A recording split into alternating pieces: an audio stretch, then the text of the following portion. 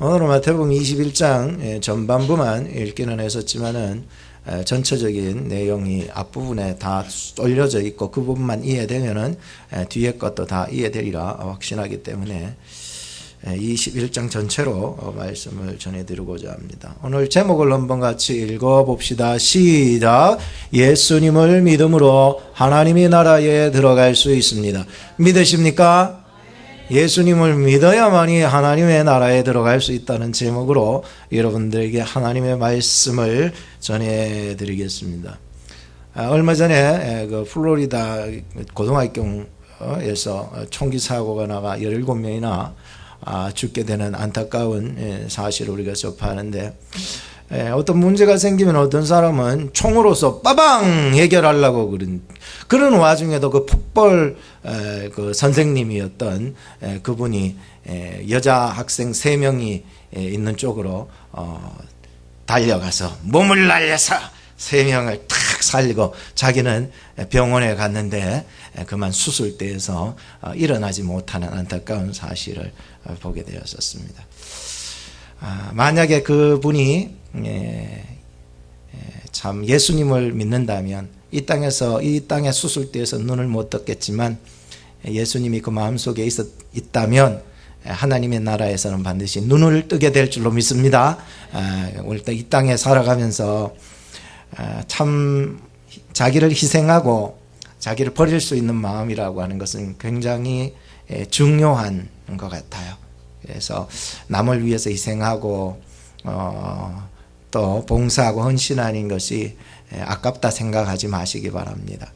하나님은 다 기억하시기 때문에 오늘부터 이제 우리가 계속해서 고난주간까지 계속해서 들어갈 말씀을 계속 읽어나갈 거예요. 한 장씩 읽어나가는데, 오늘은 예수님께서 주일날, 세상적으로 말하면 일요일날 이제 예수님께서 예루살렘 성으로 입성하시게 되는 내용입니다. 그때 많은 사람들이 거기에 옷을 깔고 나귀에도 옷을 얹어서 태우시고 또 종려나무 가지를 가지고 와서 길 앞에다가 놓으시고, 그래서 예수님이 예루살렘 성으로 들어오시는 그것을 굉장히 환호하고 있었습니다. 그때 예수님이 뭘 타고 오셨을까요? 백마 타고 오셨을까요? 아니죠.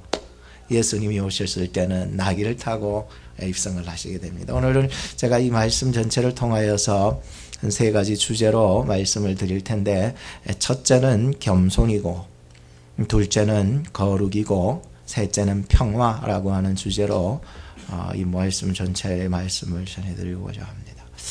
첫째는 뭐라고요? 겸손. 겸손이라는 말은 일반적으로 생각하면은 낮춘다, 교만하지 않는다, 이런 의미를 가지고 있을 것입니다. 우리가 하나님 앞에서 하나님을 기쁘게 여길 수 있는 마음, 기도할 수 있는 마음, 예배할 수 있는 마음, 자기를 낮추지 않으면 가능한 일이 아닙니다. 자기를 낮춰야만 기도할 수 있고 예배할 수 있고 가능합니다.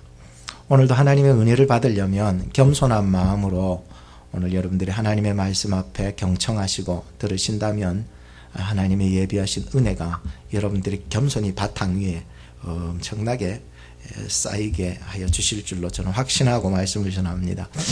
일반적으로 생각하면 다른 사람을 어떤 존중하거나 나를 내세우지 않는 그런 어떤 태도나 정신, 이렇게 얘기를 하지만 우리는 신앙이기 때문에 신앙적으로 조금 접근해 나갈 필요들이 많이 있습니다.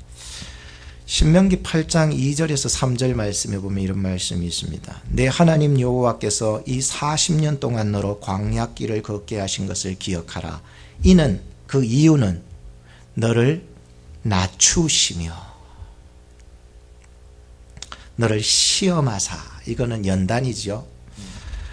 너의 마음이 어떠한지 그 명령을 지키지 아니 지키는지 알려 하심이라. 그 다음에 너를 낮추시며 너를 줄이게 하시며 또 너도 알지 못하면 네 열조도 알지 못하는 만나를 너에게 먹이신 것은 사람이 떡으로만 살 것이 아니라 여호와의 입에서 나오는 모든 말씀으로 사는 줄을 너로 알게 하려 하십니다. 이렇게 말씀하고 있습니다.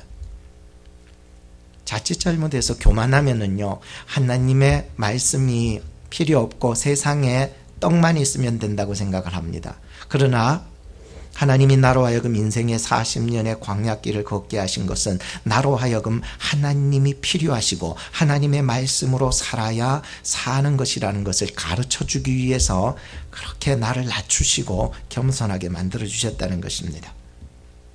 잠언서 18장 12절 말씀에 보면 사람의 마음의 교만은 멸망의 선봉이요 겸손은 종기의 앞잡이니라 라고 말씀했습니다.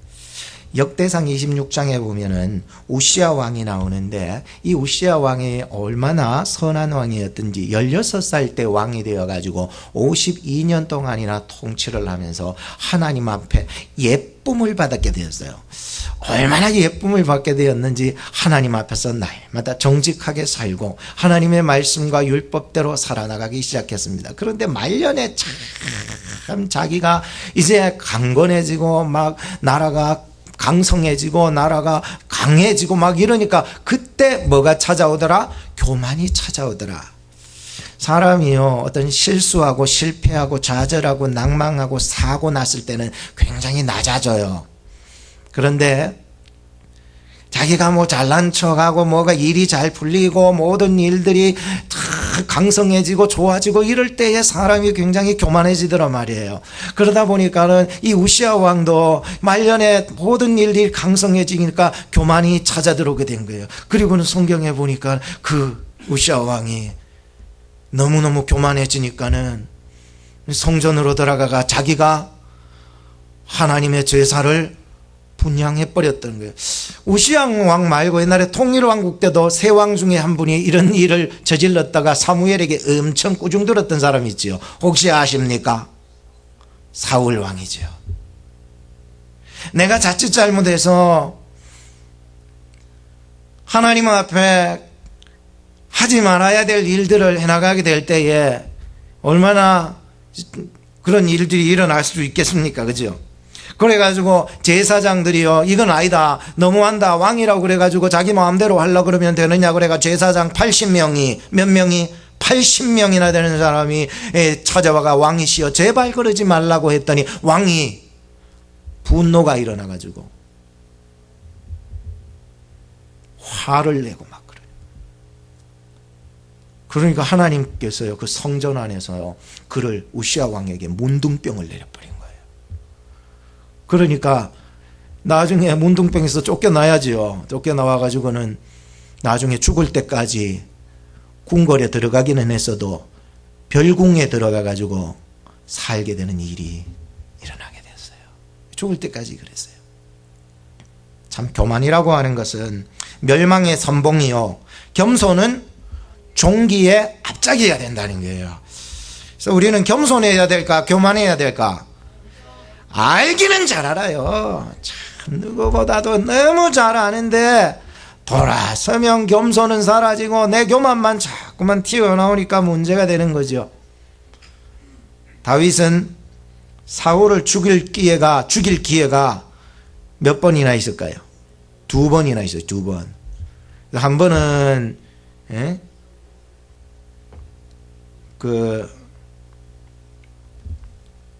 굴에 들어가 가지고 용변을 보려 들어갔더니 몰래 무엇을 잘랐게? 옷자락을 잘라 죽일 기회가 있었지만 부하들이 야 저 죽여버리지요. 왜 다윗이요 정말 저 죽여버리지요. 다윗을 이렇게 힘들게 하는데 저 죽여버리지요. 왕을 사울 왕 죽여버려요. 아이라는 거예요. 또 한 번은요 사울이 잠이 들었을 때에 몰래 가서 뭘 가져온 줄 알아요? 물병을 들고 나중에 보여주냐. 이거 뭐라고? 쪼락이 보이냐고? 물병도 보이냐고? 내가 당신을 죽일 기회가 있었지만 나는 죽이지 않았다고. 근데 왜 자꾸만 날 쫓아와서 죽이려고 그러느냐고. 내가 미안하다 하면서 돌아가게 되죠, 사울이. 그런데 다윗은요, 왜 사울을 죽이지 않았냐 말아요. 왜? 하나님께서 기름 부은 자이기 때문에 내가 감히 죽일 수. 사람 죽이고 살리는 건 내 손에 달린 게 아니고 누구 손에 달렸다고? 하나님 손에 달려있기 때문에. 하나님께 맡길 수 있는 마음, 하나님께 내어드릴 수 있는 마음이 있을 때 하나님이 우리로 하여금 모든 경영하는 것들이 다 이루게 하실 줄로 믿습니다. 자꾸 내가 하려고 그러고 내 손에서 자꾸 하려고 그러다 보면은 하나님이 역사를 안 하시니까 그런 거예요. 예수님의 겸손은 오늘 본문에도 보시듯이 5절에 보니까 스가랴 선지자의 그 말씀을 따라서 예수님이 그 말씀의 성취를 위해서 무엇을 타고 오셨더라? 나귀를 타고 오셨는데, 나귀 곧 멍에 매는 그 새끼를 타고 오셨다라고요. 나귀 새끼를 타고 오신데, 그 앞절에 보니까는 참, 그 앞부분에 보니까 참 그런 말이 있어요. 왕의 겸손으로. 예수님은 왕이셨어요. 그런데 그 왕이 겸손해가지고 나귀를 타셨다는 거예요. 야, 참. 세상에 우리는 왕자리 계급 하나 딱 달면은 그때부터 자기가 다 된 줄 알고 막 이렇게 살아가는데 절대로 그러면 안 되는 거예요.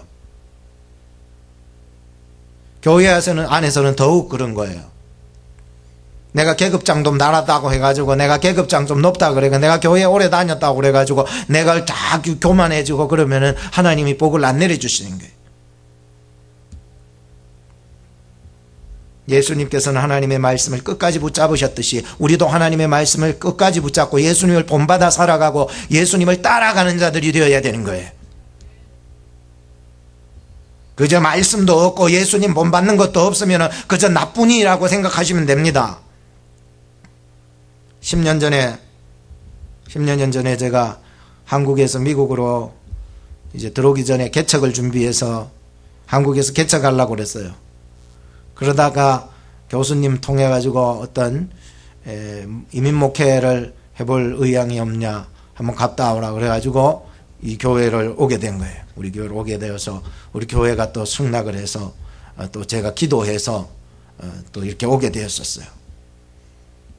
근데 한국에서 개척하려고 그러다가 이민교회에 와서 목회한다는 게 뭐 참 생소도 하고 처음이고, 뭐 미국은 처음 와봤다 보니까 아무것도 할 줄도 모르고, 뭐 제가 뭐 부목사만 하다가 여기 와서 어떻게 목회를 할까 고민하다가 우리 고모부가 목사님이시니까 고모부한테 찾아가서 내가 이민 목회하려고 떠나가려고 하는데 어떻게 생각하세요?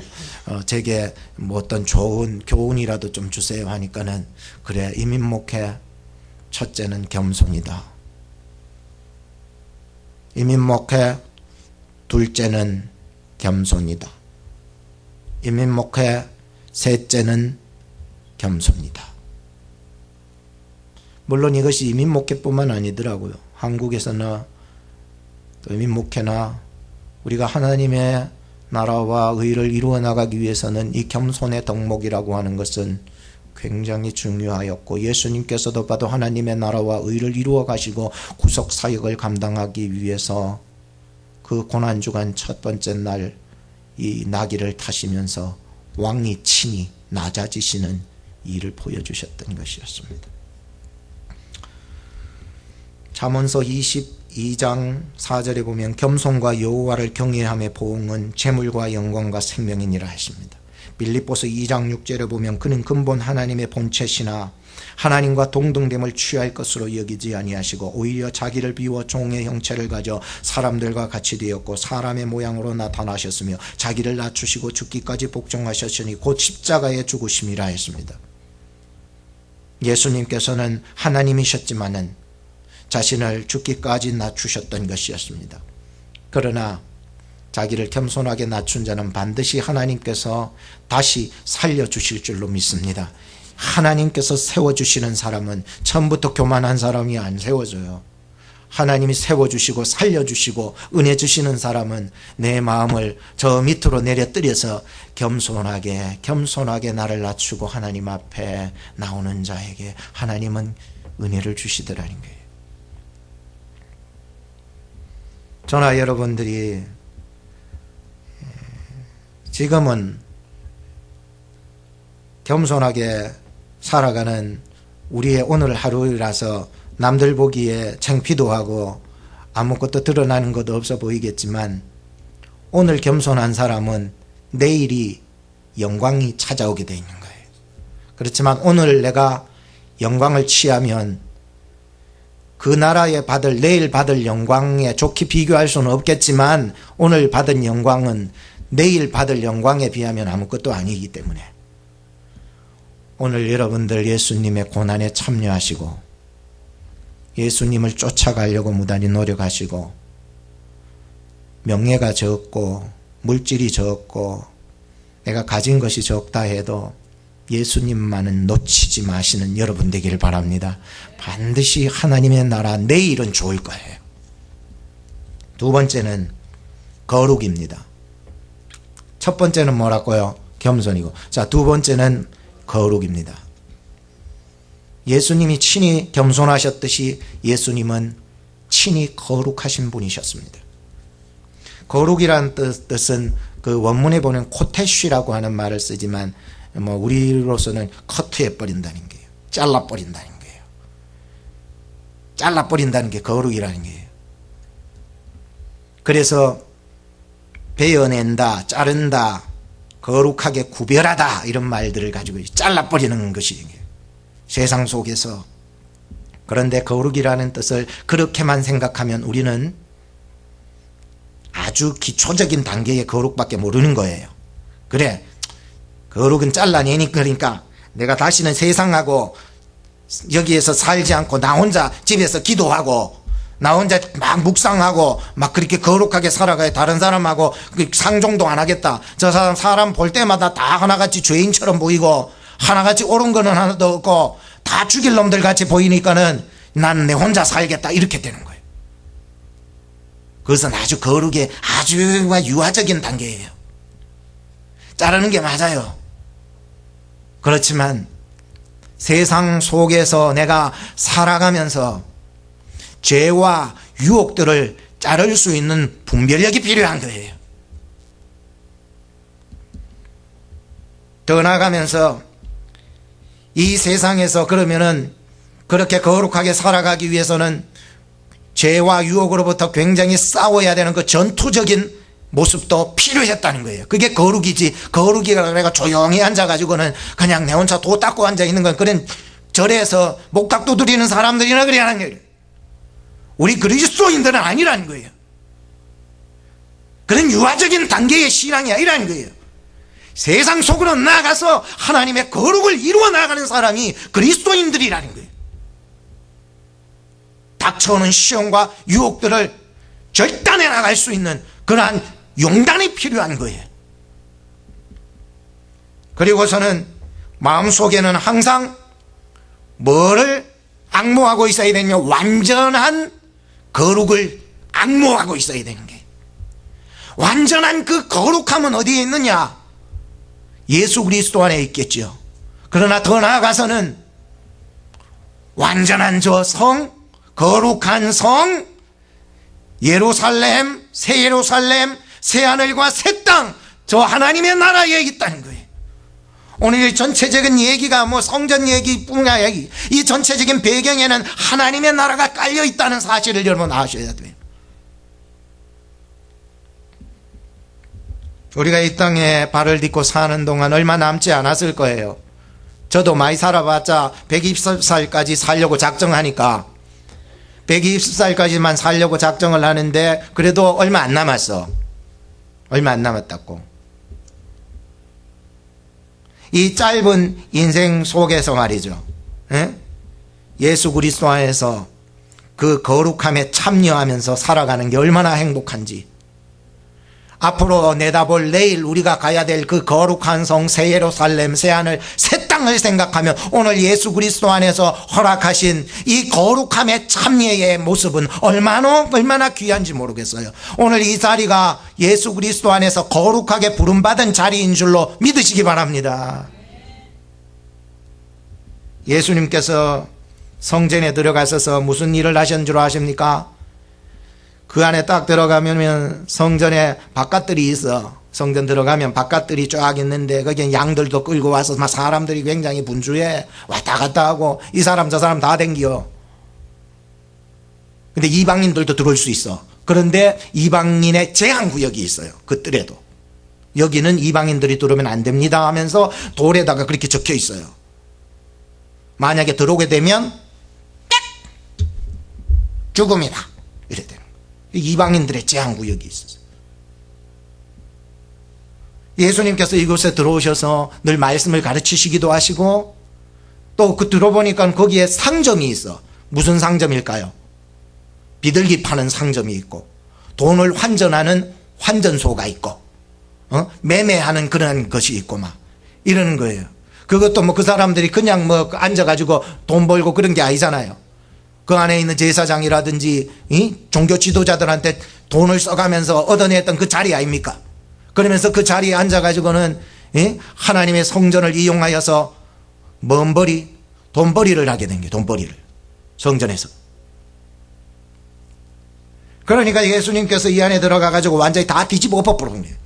그러니까 그 매매하던 사람, 비둘기 판 사람, 환전소에서 있던 사람들이요, 자기가 앉아있던 상 이만한 것들을 다 엎어버리고 막 다 쫓아내버린 거예요. 예수님이 나가라 그러고 막 난리가 난 거예요. 난리가 났어요. 저는 궁금했습니다. 예수님은 겸손하신 분이고, 예수님은 온유하신 분이고, 예수님은 사랑이 많으신 분이시라는데 왜 성전에 와가지고 이 난동을 부리셨는지 고민이 되지 않으셨습니까?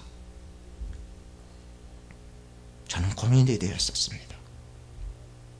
조금 더 예수님께서 비록 그들이 그렇게 성전 안에서 그렇게 매매하고 돈벌이하고 있을지라도 예수님의 체면이 있으시지, 조용히 그냥 기도하고 계시지 뭘 그렇게 둘러엎으셔. 그냥 잘 타일러서 그냥 좋게 끝나지. 어떻게 예수님께서 그걸 다 사람들을 쫓아내버렸어요.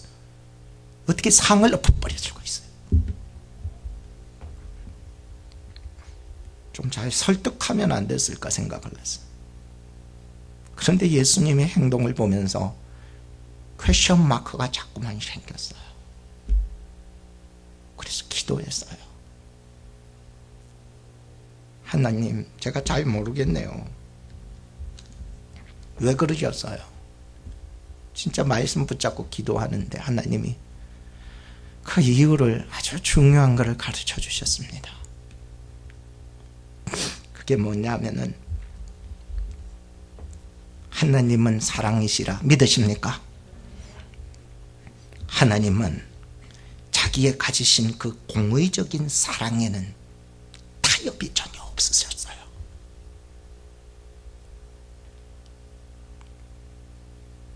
아가서 8장 6절에 보면 그 사랑의 기세는 불과 같은 기세가 되어버려요. 너무 사랑하니까 다 태워버리는 거예요. 그 사랑은 질투에 불이 되어버린 거예요.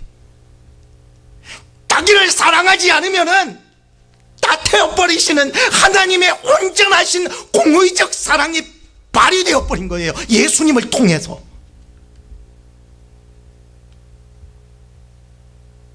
예수님 사랑 맞아요. 우리 죄인을 이와 같이 사랑하시는 사랑. 하나님의 공의적 심판의 사랑. 심판이라고 난 죽을 거야 이래. 그 안에서도 하나님이 선택하시고 믿는 자들을 구원하시는 사랑. 공의적 사랑이 불의 기세와 같이 예수님을 통해서 나타나고 있었던 것을 이 마음속에 정확하게 보여주시고 가르쳐 주시는 거예요. 하나님의 말씀을 받은 자 있지요. 예수님을 진짜로 믿고 구원을 받고 거듭나게 된 사람들은요, 죄와 유혹과 시험 이런 것과 타협이 있을 수가 없더라고요.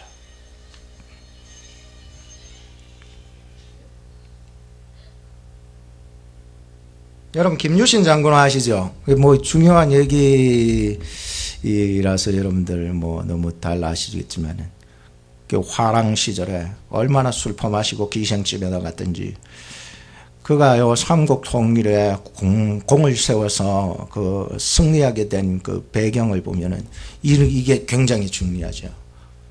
너무나도 술 퍼마시고 훈련을 안 하고 그러니까는 어머니께서 불러서 혼을 내주셨던 거예요. 그러니까 결심을 했어요. 내가 다시는 안 하리라. 그리고 잔치집에 가가지고 막 잔치하다가 술 좀 마시고 그러다가 말을 타고 이제 집으로 가는 중에 잠깐 졸아버렸어요. 근데 눈을 떠보니까 어디가 있게? 기생집에 가 있는 거예요. 그래 내려가지고 어떻게 해요? 칼을 차고 있는 거 목을 잘라버리고 그렇게 사랑하는 애 말을 잘라 죽여버리고 그럼 집으로 들어가요. 비록 어떤 한 위인의 인물의 얘기는 하지만 어떤 결단을 하고 결심을 했으면은 우리의 못돼 먹은 습성을 자르지 않고서는 하나님의 일을 감당할 수 없다는 교훈을 얻었어요. 요셉을 생각해 봅시다. 전에도 말씀드렸듯이 보디발 장군의 집에 종으로 들어갔었는데 그 부인이 얼마나 꼬드기는지 막 매일 와가지고 나랑 같이 자자 그러니까 그때 요셉이 한 말이 기억하시기 바랍니다. 내가 주인 앞에서도 죄 지을 수 없지만은 내가 하나님 앞에서는 더없이 득죄할 수 없다고 그래버렸어요. 오늘 우리 젊은이들도 잘 들으세요. 요셉이요 그때요 여러분 나이입니다. 그리고 젊은이는만 들을 게 아니라 영적으로 우리 어른들도 다 들어야 되는 거예요.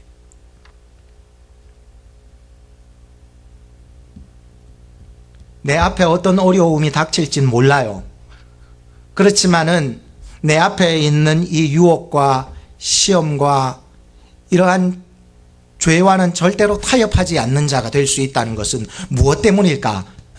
하나님이 요셉과 함께 한 줄로 믿습니다. 여러분과 함께 하기를 바랍니다. 예수님이 여러분과 함께 하시고 내가 예수 안에서 거듭났고 구원의 확신이 있는 사람들은 죄와 타협이 있을 수가 없다니. 그 하나님이 공의적 불타는 기세의 사랑 때문에 그렇다는 거예요.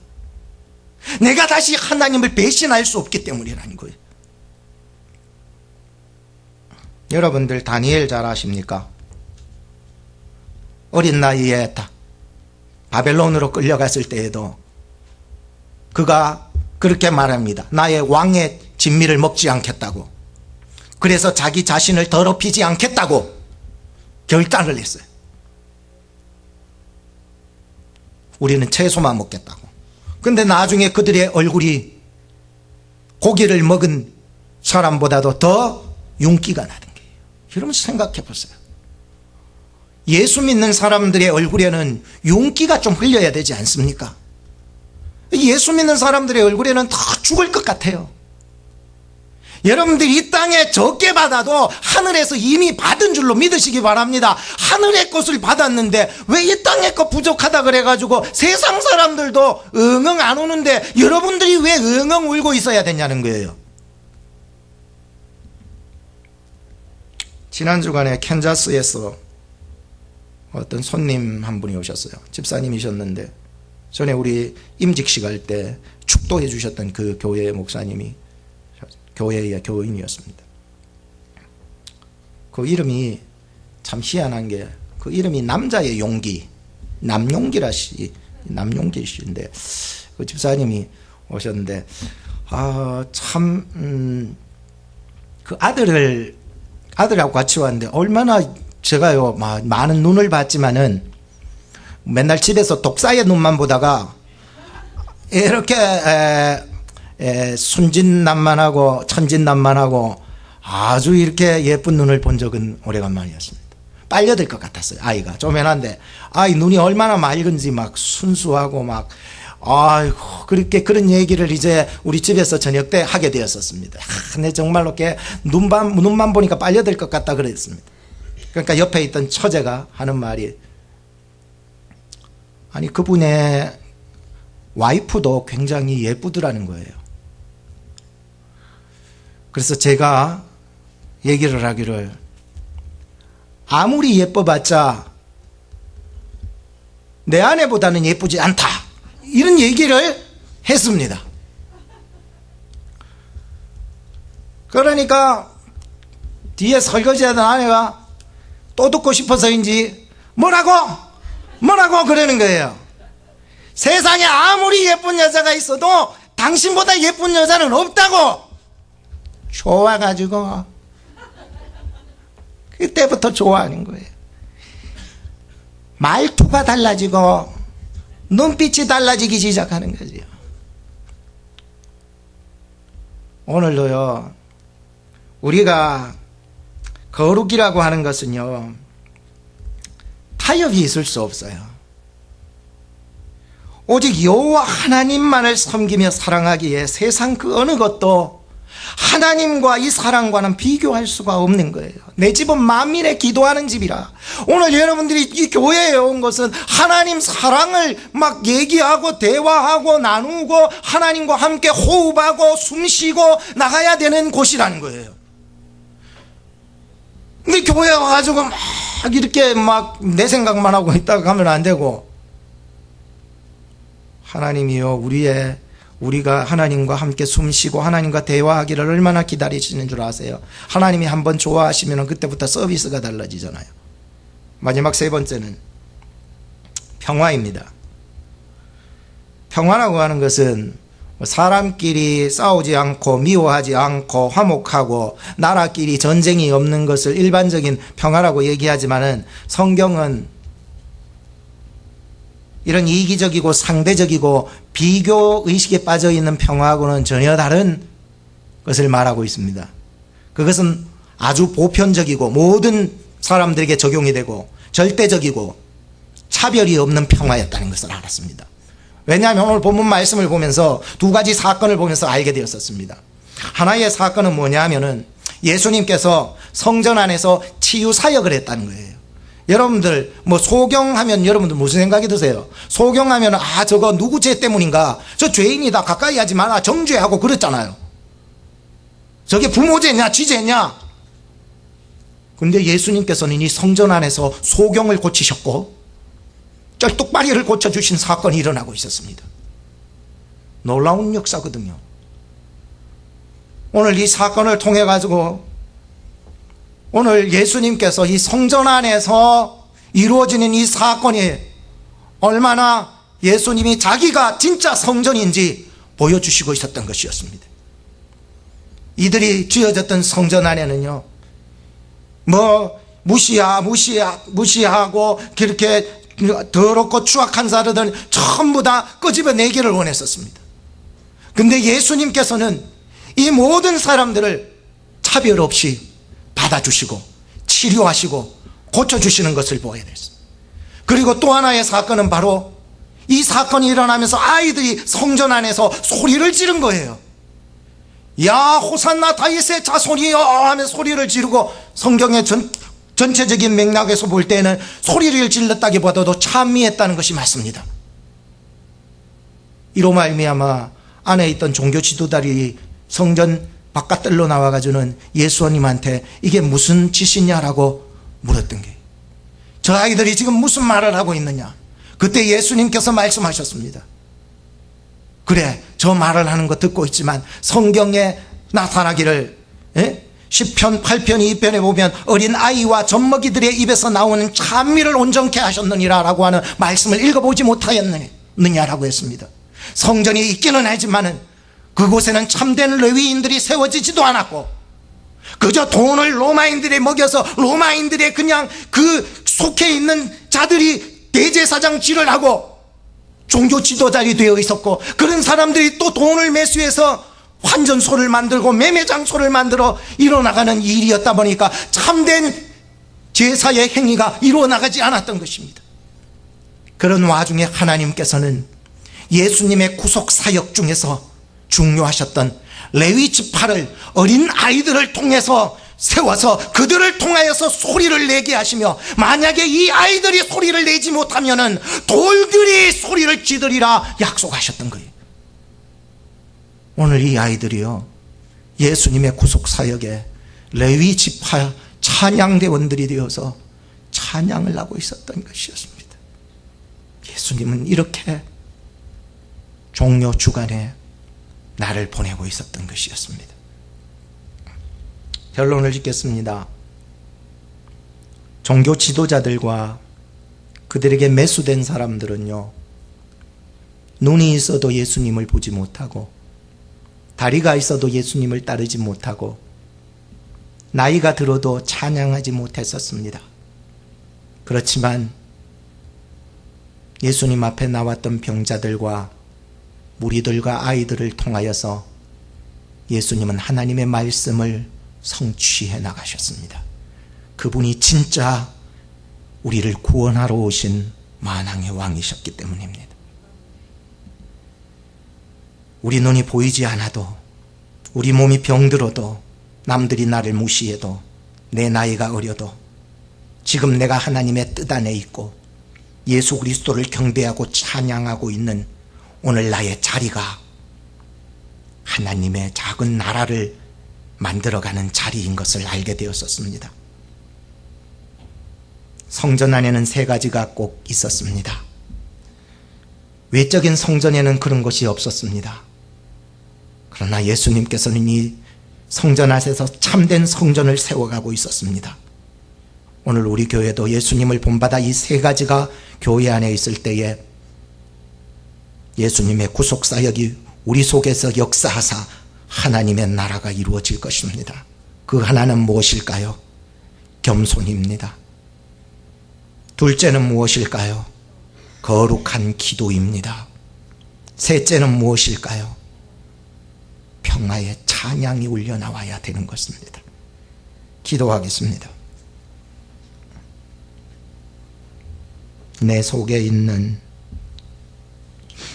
계급장이, 왕됨이 나를 더욱 교만하게만 합니다. 하나님, 내 의와 내 우월감 때문에 예수님을 볼 수 없고 따를 수 없게 합니다. 하나님, 예수님처럼 왕의 겸손을 배우게 해주세요. 오늘 겸손한 자에게 내일 주실 영광을 보게 하시고 우리를 낮추게 하셔서 나를 위해 십자가를 지시기까지 하신 예수님을 따를 수 있게 해 주옵소서. 기도 소리가 줄어들고 세상의 유혹에 쉽게 넘어지기만 합니다. 하나님, 하나님은 점점 멀어지고 안 보이고 세상의 것을 잡기가 너무 쉽습니다. 하나님, 하나님의 사랑이 잊혀져만 가는 이때에 오늘 주신 하나님의 말씀이 힘이 되어서 세상의 유혹과 죄로부터 타협하지 않게 하시고 하나님의 사랑이 우리를 강권하여서 우리가 주를 사랑하게 하여 주옵소서. 나 같은 죄인까지 성전 안에 거하게 하시고 나 같은 죄인을 치유하시고 나 같은 어린 이 죄인을 통하여 하나님을 찬양할 수 있게 하시니 감사합니다. 저희에게 맡겨주신 각자의 성직을 레위인처럼 감당하게 하시고 하나님을 내 삶의 전재산으로 알고 기쁘게 내 자리를 감당할 수 있게 해주세요. 날 구원하사 십자가에 죽으시고 사흘 만에 부활하사 영광을 함께 누리게 하신 예수님의 이름으로 기도하옵나이다. 아멘.